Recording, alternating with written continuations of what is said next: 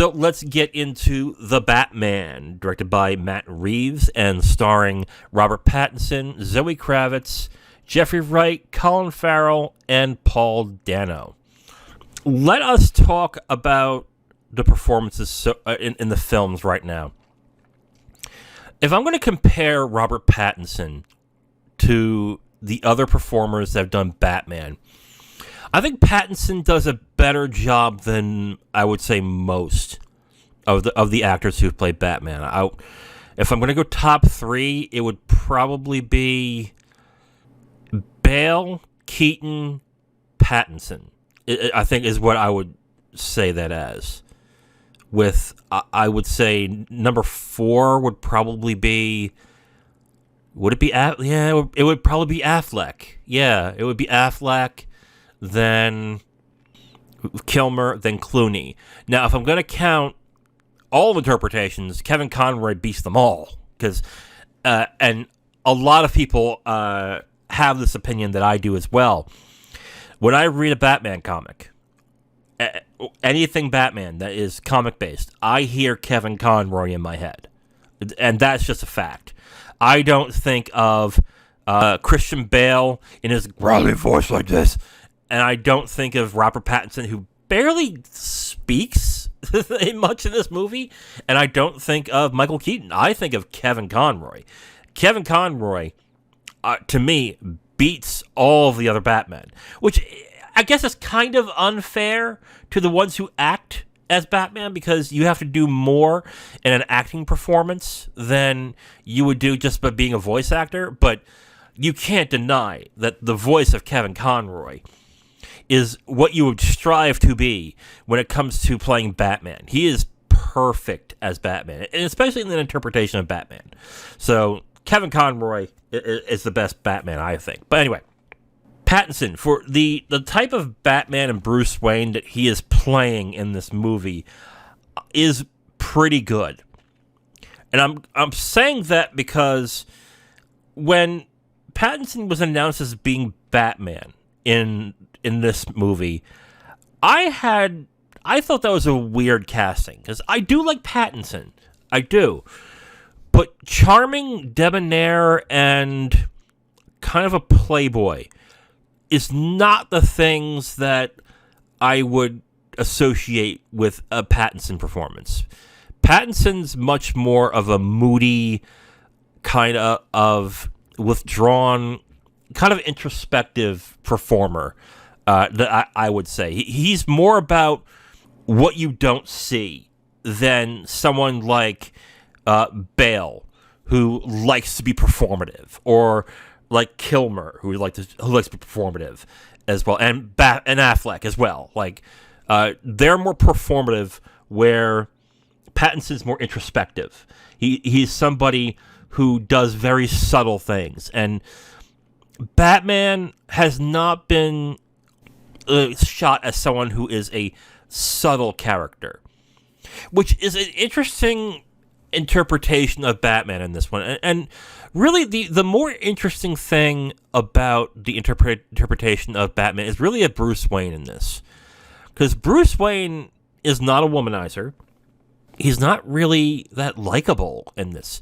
He is a withdrawn, damaged person, which makes sense for what he's been through. We all know the backstory by now of Batman, but it does make sense. This also kind of runs foul with Batman in itself, where Batman is literally two people performing as two people, whereas in this movie, there is none of that. It is basically Batman is Bruce Wayne is Batman. He is sullen, withdrawn, and doesn't associate with people, and so is Bruce Wayne, and that is it. Which, okay, with the way that this movie is shot and what they do in the movie, I'm okay with that. But if I were a Batman, if I was a big Batman fan, and I'll be frank too, I am a big Batman fan, and but I haven't read a lot of the comics, so maybe there is an interpretation of Batman that is less Playboy-like than that the Batman is showing. I guess the way to put it is they turned Bruce Wayne into an emo kid, which is fine. It's okay. I didn't mind it so much, but the movie essentially is Batman. It really only grazes the surface of Bruce Wayne in this. So it is ostensibly a Batman film. And Robert Pattinson as Batman is actually pretty damn good, which I was really surprised by in this. Because, again, I think of either Good Lord, the Twilight Kid, or I think of roles where he is more disturbed, more introspective. Roles like that, much deeper roles. I don't think of him as a good hero type. And the moment you see Batman in the movie, man, does it work. Oh, wow. The initial scene where you see Pattinson as Batman, I immediately said, oh yeah, this works. This works. So the look of him as Batman is very good. And he performs the role quite well. He does all the hand-to-hand combat stuff. I think that's him. He's doing the stunts. But he does all of that pretty well in this. But that's also the thing with Batman, though. Once you're Batman, there really isn't much an actor can do to differentiate himself between all the other people who play Batman, unless they go full campy, like Adam West. There's really not much you can do, because Batman in itself is he's been interpreted in movies as a very serious person, a very serious hero that takes his job super seriously. So there's really not much you can do with somebody who is, I guess, stoic to a certain extent, and stoic for a superhero, essentially. So Pattinson's good in this. I do like Pattinson as Batman in this. Is he the best? No. Not even close. But I don't think they were going for that. I don't think they were going for, we're going to do something like Bale's Batman or Keaton's. They went an entirely different direction, which I'll get to that later. Keeping up with performances, Paul Dano is actually pretty good as the Riddler, even though you only see his face at the very end of the movie. So it's a weird performance, because it's obviously, you can hear him in the movie, and he does the performance very well, just from a voice perspective. So, because he is obscured throughout the entire movie, and that's an interesting interpretation of the Riddler too. So I like Dano in this. I thought Zoe Kravitz was okay as Selina Kyle. The whole thing with Catwoman is that she straddles the line between bad guy and good guy. And clearly they didn't go that route in this. They wanted her to be more of a vengeful spirit, someone who just goes out for revenge. And Batman is the exact opposite. He doesn't want to give in to his revenge impulses. So they did that kind of dichotomy in this movie, which is fine. There are a few unbelievable aspects of Catwoman in this. I mean, Zoe Kravitz in this movie is like 80, 90 pounds soaking wet, maybe 100. And she's kicking the ass of people who are 250, 260 pounds, lifting up Batman like she can lift 500, 600 pounds. That was a little much. But, that's fine. It's a comic book movie. Who cares at that point? But her performance is okay. I can't say it's okay. I don't have a problem with it, but I'm not. Maybe Catwoman is just a hard character to actually pin down when it comes to a movie that makes Catwoman interesting. Because Catwoman is interesting because you don't know what she is capable of and what she will do at any given moment. Will she do the good thing or the bad thing? Will she double cross Batman, or will she help Batman? You don't know, and that's what makes her really interesting. Aside from the sex appeal, which Zoe Kravitz does well in that. Anyway, I think the writing, we'll get into that in writing, but Zoe Kravitz is okay in the role. Colin Farrell as Oswald Cobblepot, the Penguin. Yeah, you know what? I thought that was an interesting interpretation to turn him into an Italian gangster. That's funny, I guess.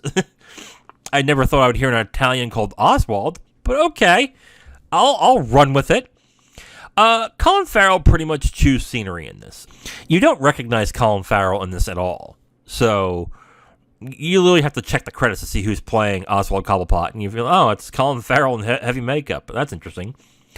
But yeah, he was an interesting performance. It's good. It's good. Yeah, that's really the most I could say about any of these performances. That they're just good. And same thing with Jeffrey Wright. Jeffrey Wright, who is an actor who I really like. I like almost everything he does. Even Shaft. My God, I forgot he was in Shaft. Even Shaft, I liked him in. Like, he's a very good actor, and he's okay. He's good in this too. Like, that's really the thing. That the performances are good, not great, not standout, not something that I would write a whole article or do an entire video on. They're fine. That kind of stinks in a way, because these are really capable actors that can pull off really good performances if they are given good material. But they're just good. And I think the reason is because of the screenplay of the movie. Now, I want to say this when it comes to the writing. The idea that they gave in this movie, which is basically make the Batman a detective, because the Batman is the world's greatest detective. That's what he's always been known as. And that is kind of the appeal of Batman as well, alongside the hand-to-hand combat and the stealth and the ninja-like stealth and everything. But it's the fact that he's a world-class detective is what makes him one of the more interesting superheroes in DC. And none of the movies really honed in on that. They just wanted to do the hand-to-hand combat and the stealth sequences. That's what they wanted. The fact that they went the detective route, I thought was a very good idea. The fact that they turned it into a noir, a noir crime murder mystery movie with Batman, I thought was an excellent move on this. I thought it was a really good move. I just don't like how they executed it, especially with the Riddler. The Riddler is seen most as a cheesy character. It does some riddles here and there, and you got my thing. Here's another riddle. And they went to the darker side with this to show how really unsettled the Riddler is. But the thing I really started noticing is that the film seems to be held back to a certain extent. Like it feels like that. I'm just going to give the whole blueprint here. The Batman is it's a really good template for a great Batman movie. It's got the pieces. It has the detective aspect of Batman. It has a really good villain in the Riddler. You have a very good James Gordon that you can like. You even have the whole city as a character in its grungy, dingy, dirty sort of way that really shows the city in decay throughout the entire film. Like the mood, the feel of the movie, like those work really well. But when you mash it into a whole, the Batman it falls apart. A part of it is the length of the movie. This is a 3-hour movie, and there's no reason for it. There really is no reason for this movie to be 3 hours. Now, what would I have cut? Honestly, and this is going to go the exact opposite of how I am with what my favorite Batman movies are, I'd get rid of the Bruce Wayne stuff. The Bruce Wayne stuff kind of holds it back. Just take out the stuff with him and Alfred. Take out all the Bruce Wayne stuff and make it a Batman detective story. And I think that could have worked in its favor as well. The other thing is that, again, when I watched this movie, I felt that it was pulling its punches. I watched this and I got like 7 vibes. I got like some horror vibes to it, like something that really feels unsettling, just uneasy, and just something that you watch and you're maybe not disturbed by, but you definitely feel like something is really wrong here that needs to be figured out. And it just feels like, I don't know if they just need to add more violence or they have to do with more mature themes or anything like that. But it just felt like this movie was held back to a certain extent. I think, honestly, if they would have went for a hard R on this style, you would have had something spectacular. But they did PG-13. It just seems like they pulled their punches and they had to tone down on certain things. And it just hurt the film in the end. I still think The Batman is a good Batman movie, but I thought it really is a template to something that could be much better. Much better. Now, do I want a sequel to this movie? Not really. I think this would be better as a standalone, to be absolutely honest. But I know they're going to make another one. I'm not going to get those wishes, so what are you going to do on that one?